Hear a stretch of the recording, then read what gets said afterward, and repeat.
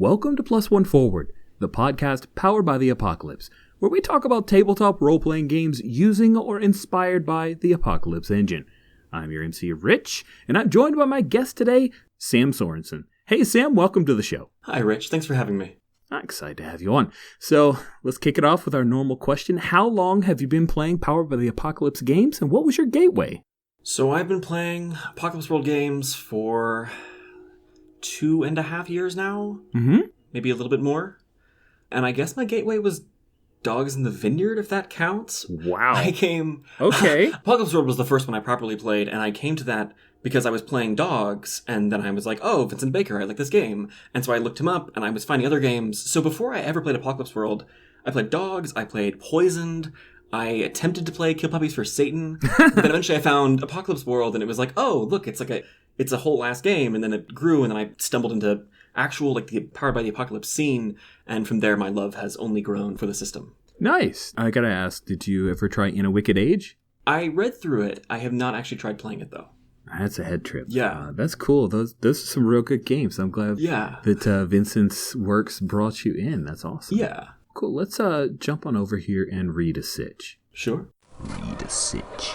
Read a sitch, what we do is we allow our guests to talk about something in PBTA or gaming that's interesting to them. And Sam, you've got a pretty cool idea. So what is the topic you'd like to talk about today? So the topic that I am bringing to the table is sort of a focus of PBTA games in their structure. And this is something that I've noticed over the course of my own experience playing and studying and doing research and things, is that there is a divide that emerges in PBTA games. And I think you can see this in other RPGs as well, but it comes into focus, I think, better in the PBTA scene, which is some games, like Apocalypse World, like Zombie World, like several of the other sort of more community-focused games, is you end up with this situation where the players make their characters, and they add in some NPCs, and they build out some world. There's a little bit of collaborative process at the beginning, like there always is. And then what happens is most of the playtime is born out of the problems that those players cause for each other, and their NPCs cause for them. Right. And so what you end up with is a story that focuses on the group of people as a whole, on the players, on their community, on their environment, on their kind of immediate world, and of course all of their minions and friends, and you get the kind of, the classic messy relationships. On the flip side, I've noticed that in some games like Dungeon World, Monster of the Week has this, but there is the feeling of it's more like you go somewhere and go on a quest, of you kind of are doing content that's presented to you by the GM on some level. And I think that there is some relationship of, Apocalypse World has its threats, and Dungeon World has fronts, and those function similarly. But I think that there's just a focus shift that happens where in Dungeon World you go and you do content in kind of a more traditional sense. You go and you progress through objectives, right? You have quests and things. Whereas in, Apocalypse World or other games along those same kind of community lines, you tend to have more kind of like a more internal look. The drama comes from kind of your own just squabbles and troubles with each other. Yeah, I've noticed that as well. It's interesting because I come from a very conventional style of gaming, and I did that much longer than I've been involved in more indie, small press, and PBTA style games where plot can happen at the table, plot can happen because of a die roll.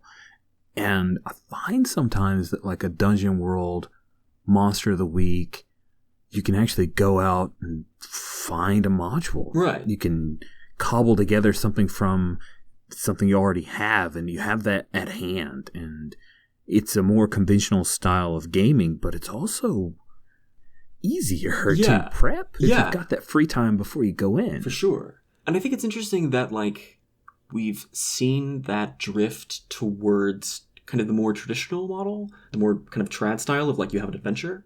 And, obviously, there are lots of games, I think Masks is kind of in that category. Masks is focused on the community of you're superheroes and you have problems. But at least in the Mask games that I played, which granted is not all that much, but of the games I played, we have supervillains to fight and there's problems to solve, and there's this focus on let's go and do things and solve problems.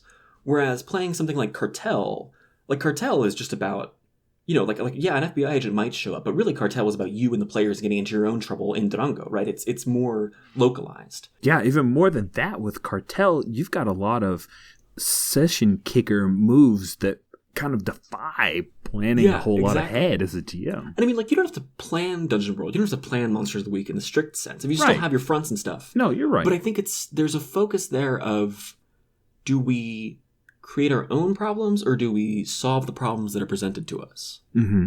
And I'm really interested in kind of dissecting that and looking at that. And because some Apocalypse World games defy that, right? Like Bluebeard's Bride is totally another direction of, like, that game does all kinds of things. It doesn't fit this paradigm at all. And some games like Monster Hearts is a classic example of kind of sitting in the middle. Like, sometimes in Monster Hearts you're causing your own problems and fighting each other. But then also sometimes you have your biker gang boss who shows up. You have some horrible principal who's being a jerk to you. Like, there's kind of a blend. Undying is another one that kind of sits in the middle of, like, sometimes you're creating problems on yourselves and sometimes there's, like, goals to achieve, Yeah.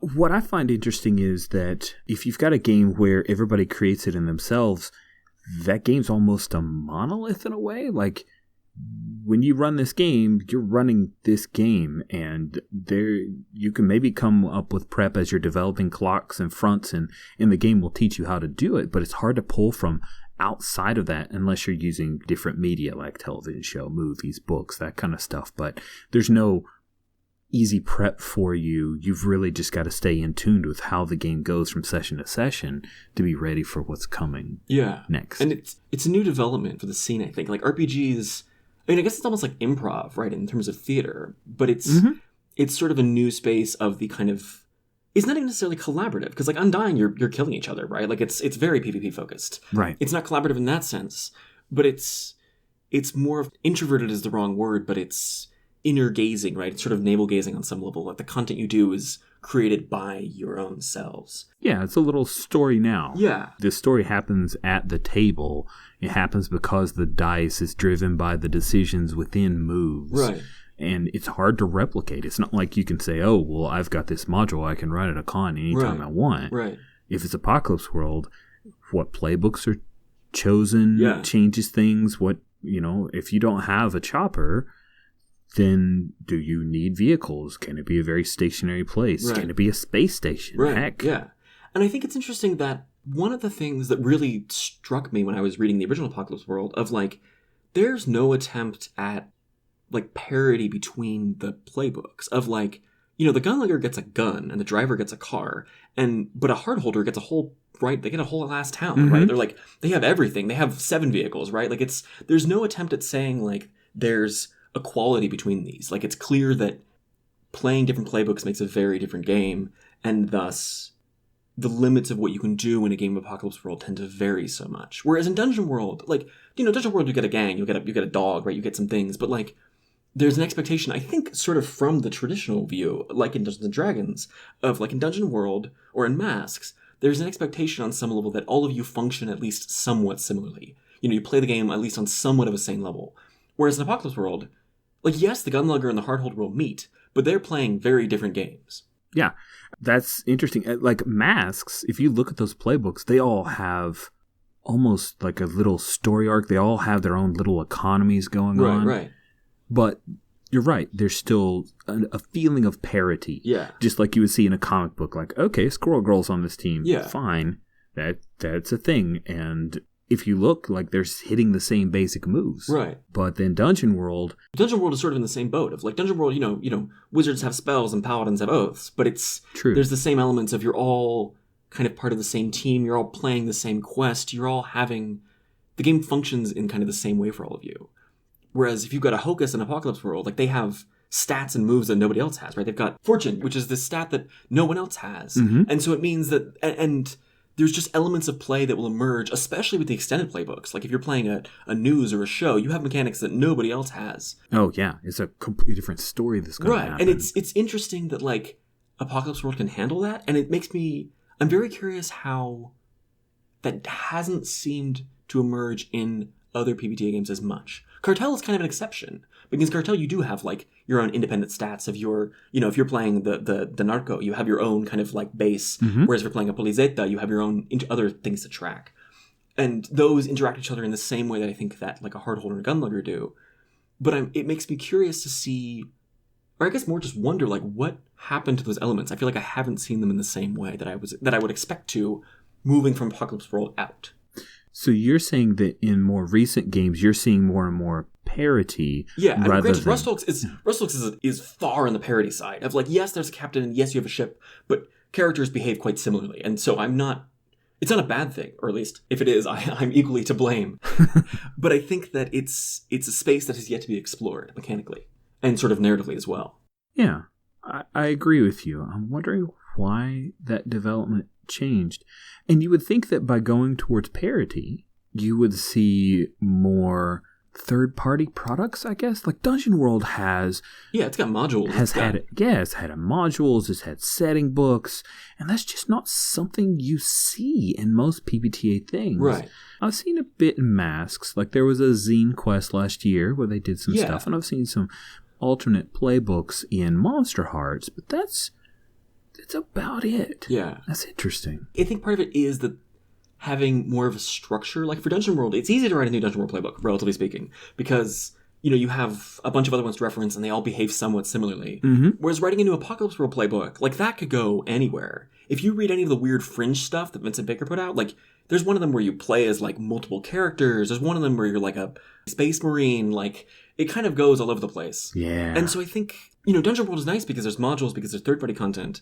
But I wonder, like, what on some level we're missing as a design scene, as a space, by not focusing more on the communal and the, like, different levels of scale. Especially with Itch growing up and exploding and Drive-Thru being the old hat for easy ways to publish little bits of ideas. Yeah. It is interesting to me that we haven't seen that more third-party development. There is some, but not nearly as much as you'd see in the OSR. Yeah. Not as much as you see in other small press that isn't in the PBTA space. Yeah. And I really feel it's a missed opportunity in a way. Like if we have all this parity style PBTA, then why don't we have more frames or settings? I loved Small Towns and Monster Hearts 2. For sure. What a great development. But I don't see enough of it. I want to see more because I'm lazy, really. Yeah. So people need to get to work and sell me product to save me time. Yeah, exactly. Or even go the other way of like, why don't... I mean, there are a few hyper-focused PBTA games. Mm-hmm. Like Bluebeard's Bride, I think, is a really good example of like, that does a very specific thing very well and literally nothing else.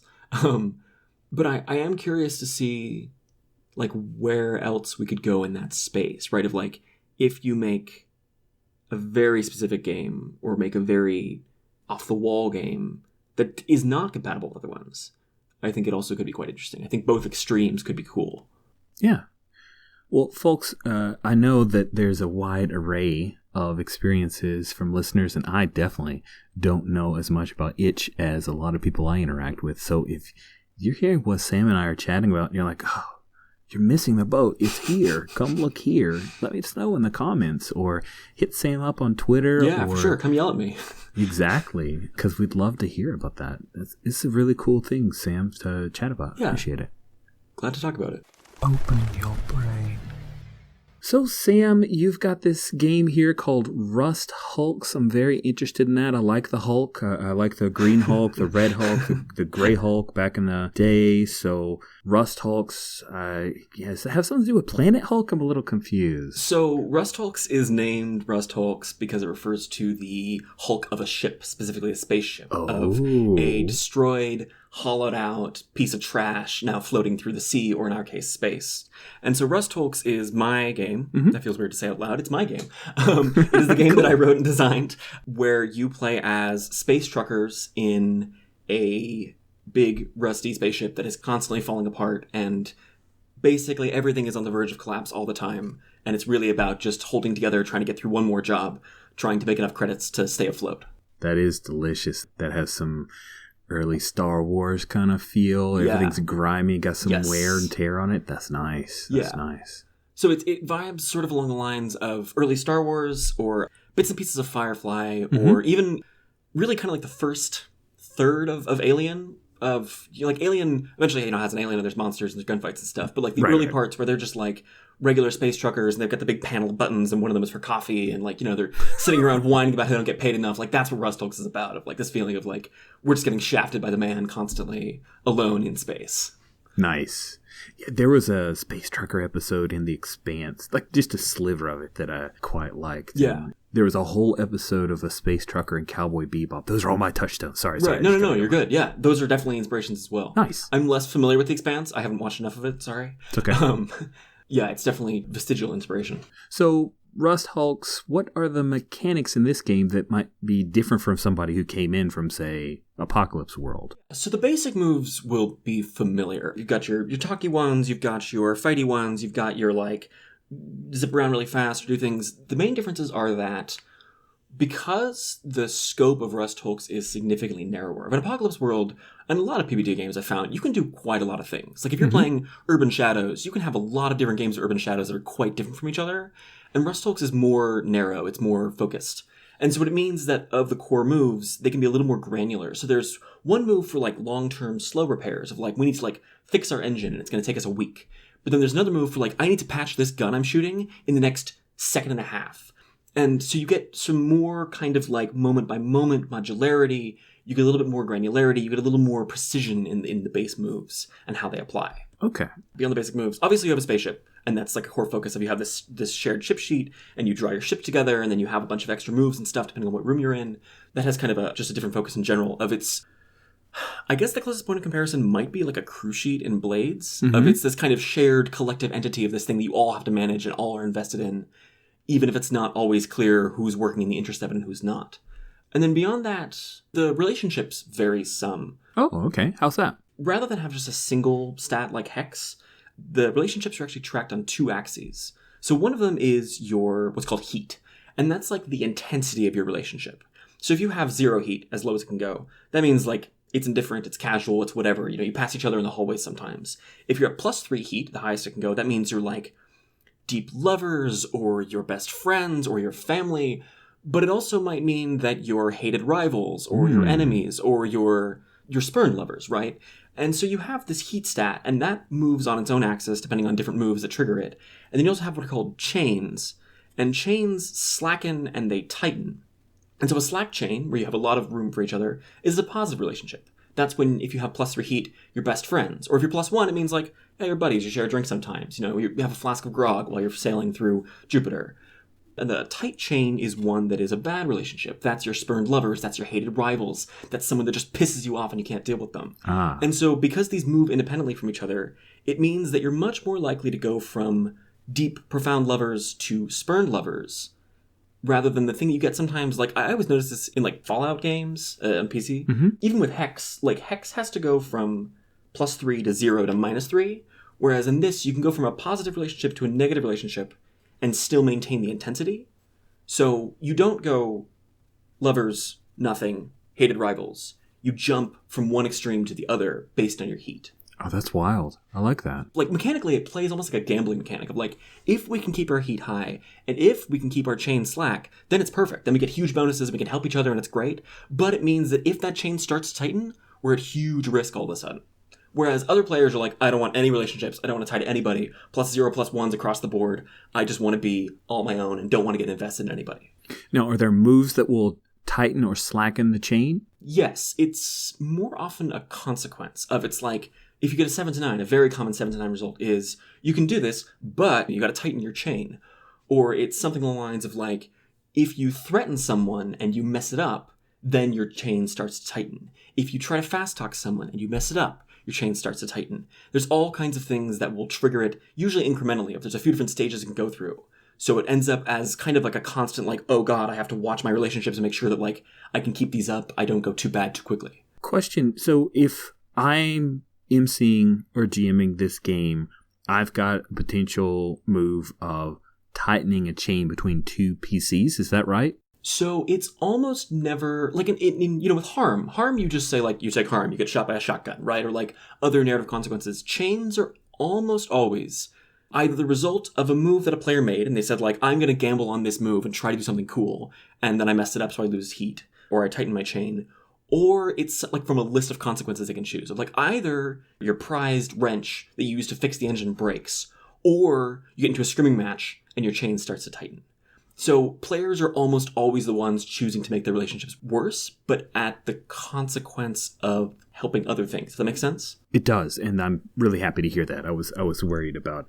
I was going to ask you, have you ever run in a table when you tell people to tighten their chain and they have trouble adjusting to it? But if they're putting it on the line, Yeah. that's great. I love that. That's really, really neat. Yeah. Anything else from a mechanical perspective different in Rust Hulks versus Apocalypse World? This is like not a strict mechanical thing, more just kind of a stylistic one, but it does tend to be quite episodic. Of the game is divided into jobs, sort of like scores and blades or other things of that nature, like day-night cycles and night witches too. Mm-hmm. And it's about one job per session. You can do more, you can do less, depending on how you fit in, how your dice rolls go.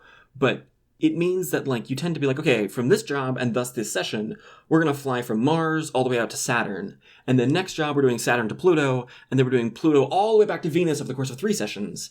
The game automatically segments itself a little more. You know, Apocalypse World and Zombie World, lots of games, are more like Deadwood or The Walking Dead or Breaking Bad or something, whereas Rust Hulks structurally is almost more like a sitcom, like of not in the sense that it's comedic, but just in the sense of like each episode is quite self-contained. Each job can be quite isolated. You have recurring characters and you have recurring, you know, arcs and problems and troubles as you fight over who gets to fix the engine or who has to fly the plane and stuff. But it means that each job is its own adventure, its own mission, its own kind of unit. All right. I dig that. All right. Here's the hard one, Sam. Okay. What is your favorite move and why? If I have to pick just one from all my children that I love equally, it would probably be the call for help move, which is quite different than most help or hinder moves. Usually it's like you roll some dice based on your relationship, and then you add or subtract depending. The way call for help works in Rust Hulks is when you fail a roll, which happens often because your stats are low, then you call for help from one of your crewmates, and they can choose to accept or deny. They usually help you. And they come over, and then basically they get to decide how much they want to add to your roll, how many +1s they want to add. Mm-hmm. So maybe it's +1, maybe it's 2, maybe it's 3, and there's some negotiation there of like, I got a 6, like, do I want to spend +4 to try to get it to 10, or do I just take the 1 and go to 7? And then for every +1 they add, there's consequences of, you know, you take some harm, the ship gets damaged, your relationship gets worse, something like that. But if you have a positive relationship, if you have a slack chain, then you add your heat to the roll automatically. So it means that if, like, we're good buddies, right? We're +2 and we're in a slack chain, which means we're good friends. Mm-hmm. Then we would get an automatic +2 to the roll. So if I call you over to help me when I'm trying to kick a guy out of the airlock, then if I got a 4, that automatically bumps it to a 6, and so you have to spend less to get it to a 7.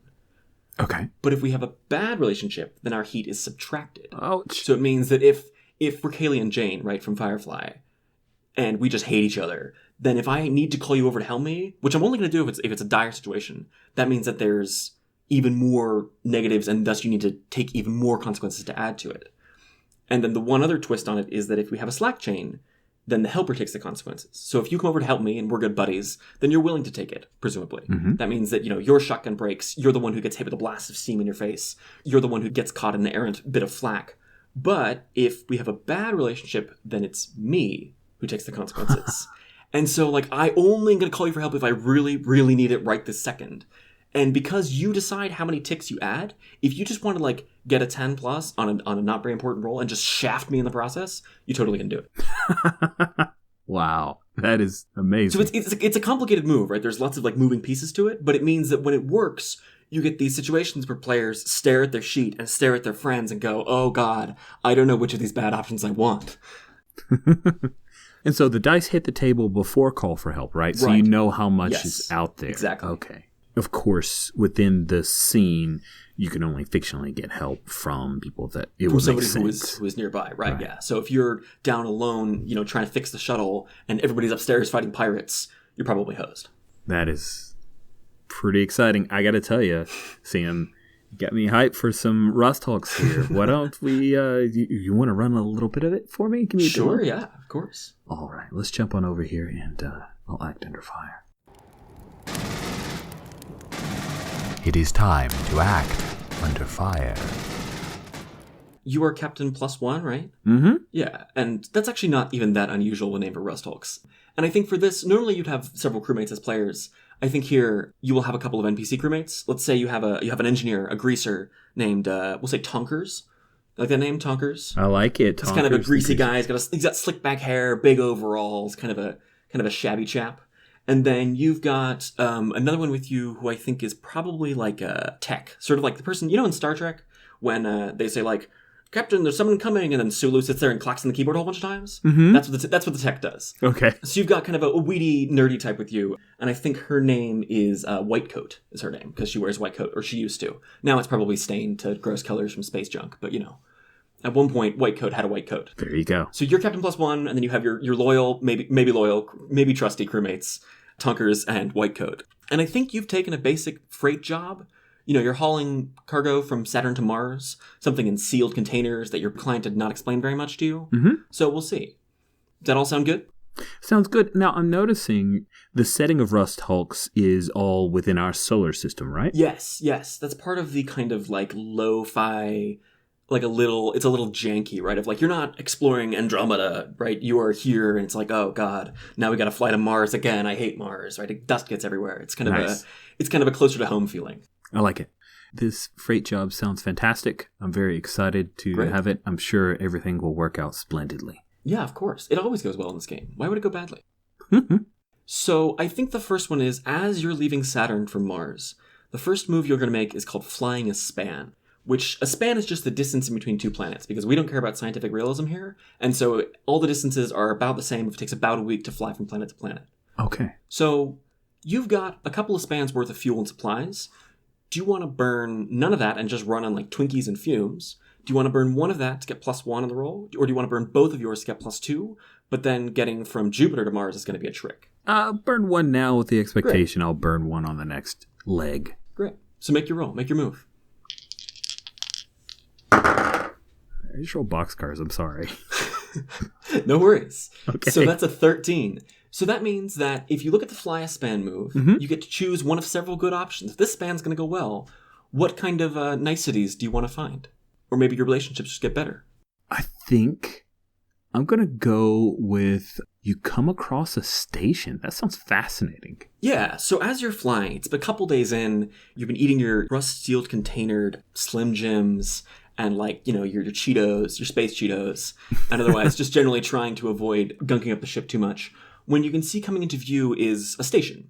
And I don't know how familiar you are, or you've watched sci-fi shows. Stations are normally these huge, rotating, monstrosities of steel. Mm-hmm. This station, you can see, is basically a couple of shipping crates that have been stapled together, welded together. You can see there's it looks like a school bus has been fused on there.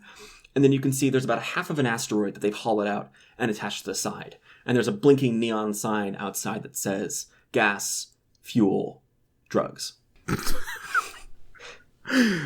This is audio only, so no one can see my shocked look on my face. But wow, that's insane. And I know Tonkers is going to want to stop there. Oh, yeah. So Tonkers comes up to you and he greases his hair back and he says, Captain, look, they got drugs, they got fuel, they got gas. We should stop, right? And he gives you kind of a yellow-toothed smile.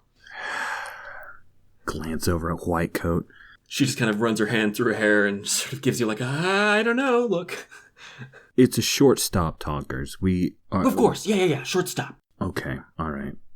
Let's do it. Great. And we'll veer off and call ahead and dock with this bizarre set of crates and a school bus. Yeah, so you dock and you pull up and there's the hiss of the airlocks as they open up, and you can see there's a little bit of air sputtering out into the void. You can then hear somebody inside call out to you and say, "Oh yeah, hey, welcome, come on in. Stepping inside, you can see now, sitting behind an old wooden school desk, is a very large individual. They sit there wearing a sort of a greasy, stained wife beater and a pair of denim overalls that you can see are more patches at this point than they are proper overalls. And then sitting in front of them across their desk, they have a variety of some tools, some wrenches, some screwdrivers, a couple of fusion cutters. And then you can also see sitting there, they've got a bottle of soda and then a small white packet. What can we do you for today? Never heard of this station before. Oh yeah, we're kind of smaller time. You know how it is out here. We get some passers-by. Sometimes we like to sell homemade fudge. Sometimes it's homemade cocaine. Either way. Either way. Okay. I'll take that knee high over there. That sounds great. Great, perfect. Tonkers comes in behind you, and as he's greasing his hair back, says, "Homemade cocaine? Yeah, yeah." He kind of like turns and looks at you, and you can see his eyes are wide and sparkling. Okay, but soon we gotta fly casual, so take it easy, Tonkers. Right, of course. You can see he exchanges a few credits. You know, you can see he's short, so he starts pulling like scrap out. You can see he pulls his beloved wrench out and puts it down. He's really just kind of forking over everything he's got. And he takes his white packet, and the person behind the counter says, "Gee, thanks, of course. Yeah, enjoy it. Have fun." Wow. Anything else for you, Captain? I'll just take a walk around if you don't mind. It'd be nice to stretch my legs. Sure, yeah, of course. It's a whole 30 by 30, so you're good to go. Oh, dear God.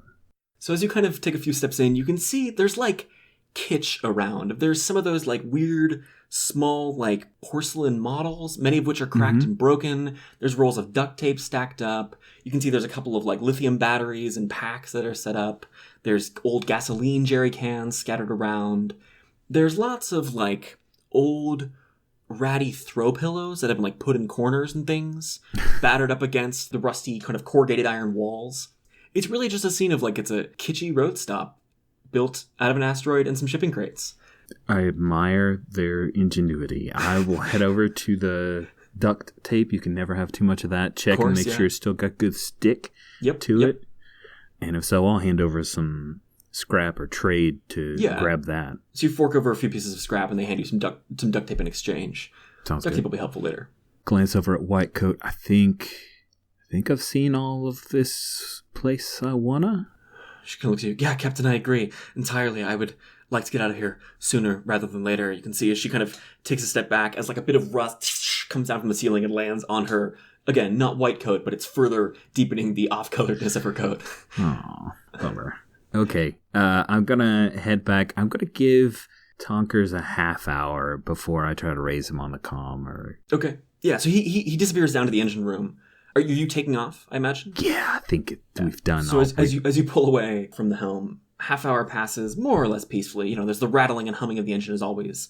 There's never really anything peaceful about Rest Hulks, but as you're flying in relative peace and quiet, half hour passes and White Coat looks at you. Captain, do you think we should check on Tonkers? Yeah, I think we should check on Tonkers. Right, perfect. You go first. She kind of like gestures for you to lead the way. Yeah. Keep us flying if you can. Right. No. You know what? Actually, this will be a quick trip. Let's just go. All right. And he'll lead the way down I imagine, walk, like the heavy shot of boots along. Yeah. The catwalk there. as you go through, and there's the clanking, and there's hissing of steam and things. So as you get to the bulkhead door, and you push it open, you can see Tonkers is lying there back up against the engine as it hums and glows with its sort of strange blue light. He kind of looks at you. "Oh, hey, Captain. How's it going?" Yeah, it's great. How are you doing, Tonkers? "Oh, I'm doing great, Captain. I'm doing real good. Just fantastic. Just fine. Just peachy keen." Okay. Can I get a read on him of to course. make sure? Okay. Yeah, so I'm gonna try to get a read off him, make Great. sure this is. So rolling out your gut. Here we go. And that is a 7 plus 1 is an 8. Great. So that gets you hold one. It's one question. All right, of the questions. All right, what's hidden, obscured, or unclear here? So what you've noticed here as you look at this closely is you can see that Tonkers, unsurprisingly, has touches of white powder around both of his nostrils.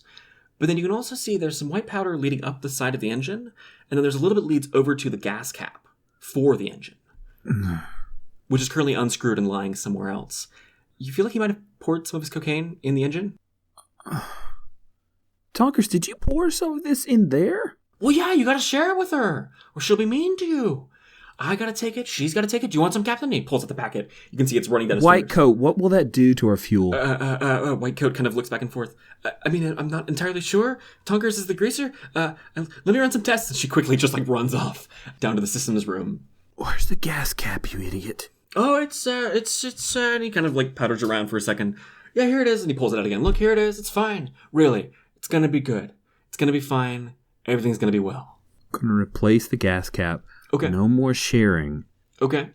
We're going to call this, as you look at it, you can realize like something has been off-put here. Like there's like packed powder into the grooves of the gas cap. Ugh. So I think we're going to call this making a patch to temporarily fix your engine for long enough to get an actual analysis on it. Okay, that sounds good. So you're going to roll and add your junk. All right, so here we go. I'm going to roll plus junk. Let's see if these dice will stay nice. And that is a 4 plus 1 is a 5. Okay. Do you want to call Whitecoat for help? Or Tonkers, as he's lying next to you?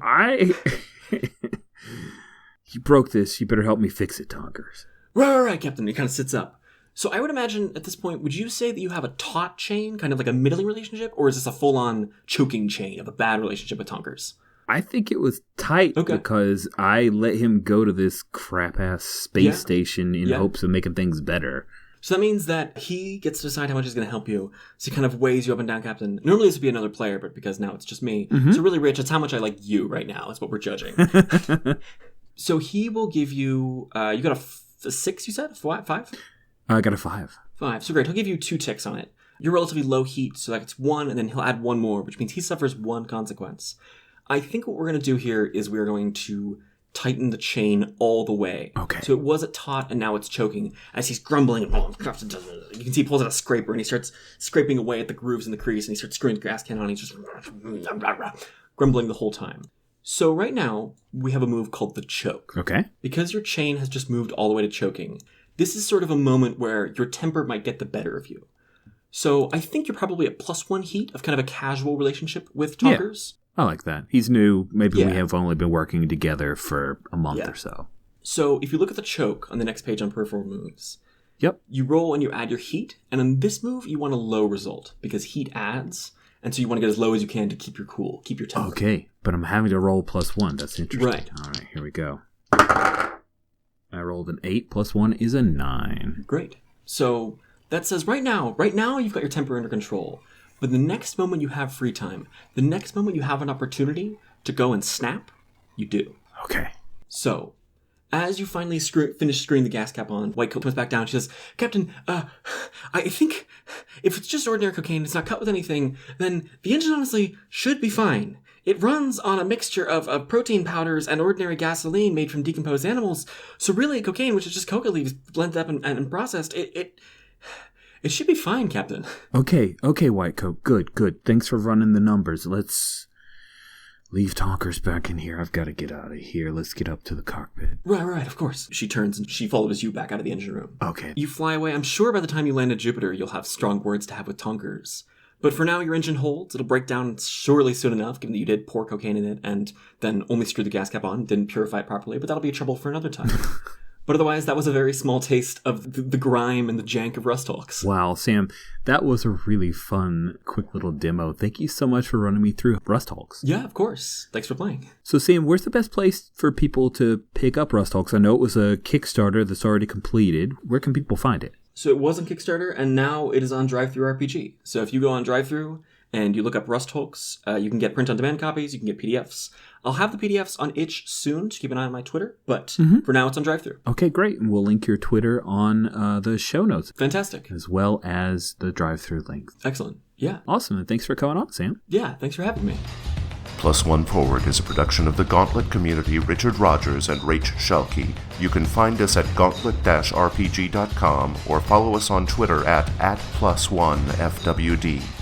If you would like to support our show, visit our Patreon site at patreon.com/gauntlet. The games mentioned on this show use the Apocalypse engine, which is a creation of Vincent and Magay Baker.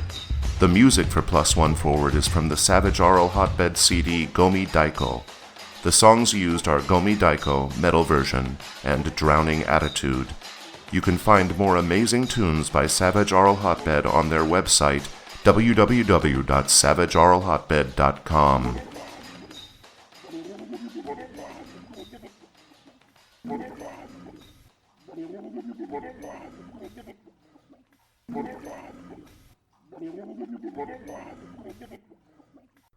Hi listeners, we want to let you know that Brindlewood Bay is now available on DriveThru RPG. Brindlewood Bay is a role-playing game about a group of elderly women, members of the local Murder Mavens Mystery Book Club, who frequently find themselves investigating and solving real-life murder mysteries. They become increasingly aware that there are supernatural forces that connect the cases they are working on, and in particular, a cult dedicated to the dark, monstrous aspect of the goddess Persephone will come to vex them. Brindlewood Bay is a cozy crime drama mashed up with Lovecraftian horror. It's Murder, She Wrote meets The Shadow over Innsmouth, and we think you're going to love it. Your download from DriveThru includes the rulebook for Brindlewood Bay, including a version for easy booklet printing, play aids such as the character sheet and dark conspiracy sheet, and 5 mysteries: Dad Overboard, All Hallows Scream, The Great Brindlewood Bay Bake Off, Jingle Bell Shock, and A Murder Most Mucky. We'll be releasing 10 more mysteries over the next few months. Some of these mysteries will be featured in the Codex magazine, and others will be part of a standalone mystery collection coming out in late summer 2020. The first of the new mysteries, Exit Stage Death, will be out this month in Codex Yellow 2, available through the Gauntlet Patreon. So be sure to check out Brindlewood Bay on DriveThru RPG. We'll include a link in the show notes. Thanks.